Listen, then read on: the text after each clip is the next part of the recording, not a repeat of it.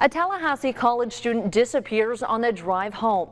His car is found in perfect condition, parked near a local payphone. That was nearly 30 years ago. Erik Patchin hasn't been seen since, but his family hasn't stopped searching for him, and they're still holding on to hope they'll be able to one day bring him back home. Everybody said when it first happened, oh, he just ran away, he just ran away. And Mom knew that he didn't just run away. It was Tallahassee in 1994, the era of rap, grunge, and shopping malls. And without GPS, cell phones, or social media. There were no digital devices. Much harder to keep track of someone in those days. I'm right there. Erik is right there. Erik's friend from Florida High, Robert Gillender, remembers it fondly. He would always write rhymes on his pieces of paper to give to different folks that would be interested in reading it. Gillender says it was a great time to come of age in the capital city. Knoll Nation was on a high from a big championship win. A gallon of gas was less than $1, and computers weren't yet in every kid's dorm room. By the time he was 20, Erik Patchin was a student at Tallahassee Community College, studying to become a teacher. He liked to draw, do poetry, just a very kind, caring person. Little sister Kelly Durant was only 8 years old when he vanished. So it's one of my favorite pictures. She's grown up wondering what happened that night all those years ago. It greatly impacted my life. His disappearance so sudden, so out of the blue, it's been hard to move past. You grew up with this huge emptiness and nobody could fill it. It was a Tuesday in late May, heading toward the Memorial Day holiday weekend. I do remember going to a poetry slam. Erik and his new girlfriend, Marissa Oakes, spent the evening at the old Waterworks location off North Monroe during an open mic night. It's a place where Erik, an aspiring rapper, liked to test out some of his rhymes. Somehow we ended up back in my apartment and hanging out. Afterward, Marissa says the couple spent about 45 minutes at her place near the campus of FSU, eating Taco Bell and talking. It was about 2 a.m. when Erik said he had to leave. He did kind of seem like he did have to go somewhere. And I remember my feelings were a little hurt at that time that he didn't want to stay the night because, we were college kids. Marissa says she and Erik made plans for the next morning, and off he went, headed for home. Little did they know, their goodbye would be Erik's last, and he'd never make it to his parents' house in neighboring Jefferson County. It was late the next day when Erik's classic 1972 Volkswagen Beetle was found parked here in the parking lot of what was then a convenience store and gas station. It was actually parked right over here in this spot at the base of what was then a payphone. No surveillance cameras back then. It was his little sister who spotted it first, something she tells me she will never forget.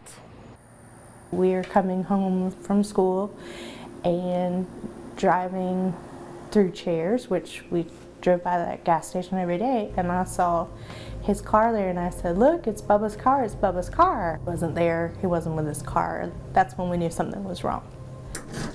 Leon County Sheriff's Deputy Kyle Stockton was just a kid himself when Erik vanished. He took over the case a few years ago while working as a detective in the Violent Crimes Unit. There were no signs of struggle in the car.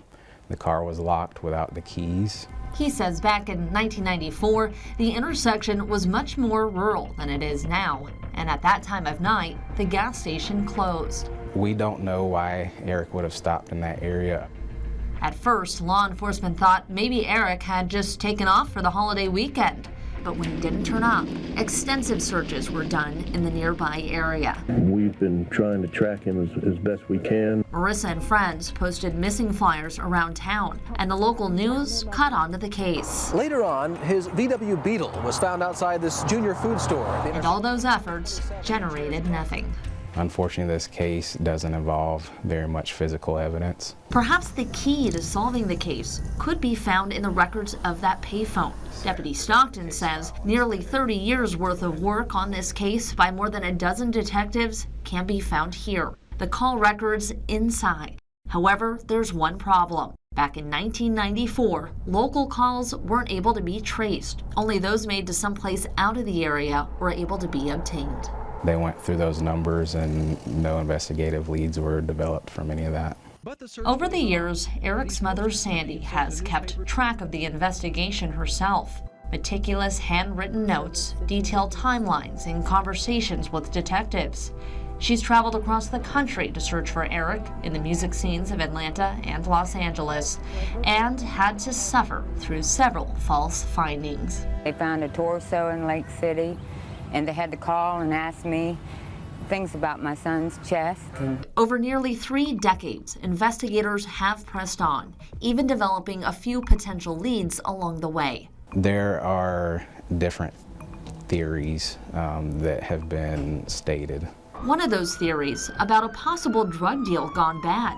Back in 1994, the area where Erik's car was found was known as the Moore Washington Quarters and was also known to have illegal drug activity. 66 plants so far. A large marijuana grow operation was even discovered during an aerial search for Erik when a WCTV reporter was along for the ride. The prevailing theory is perhaps Erik, a struggling college student, got caught up in the 90s rap lifestyle and tried to make a little money dealing weed, but unsuspectingly met some dangerous characters.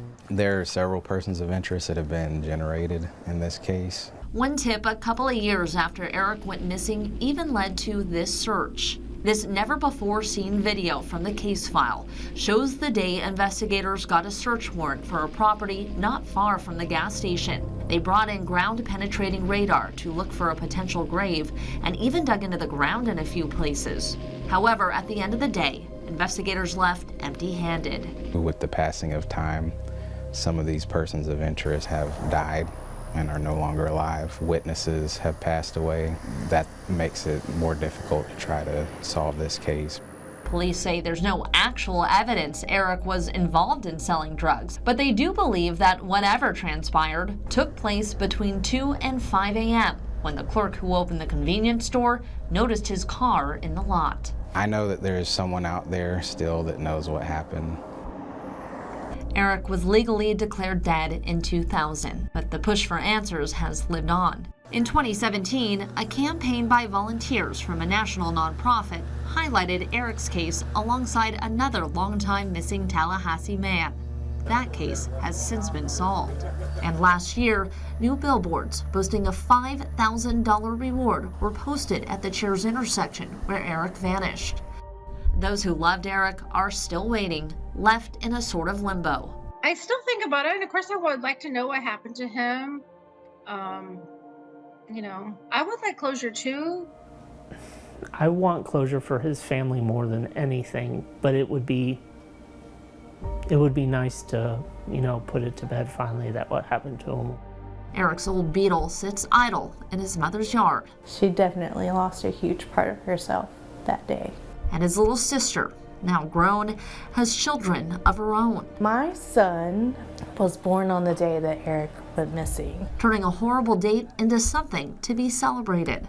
Both her children are named after Erik and know all about him. Try to really keep him alive in their hearts because they will eventually, maybe still be looking for him. Kelly says if not her, maybe they'll be the ones to bring him home.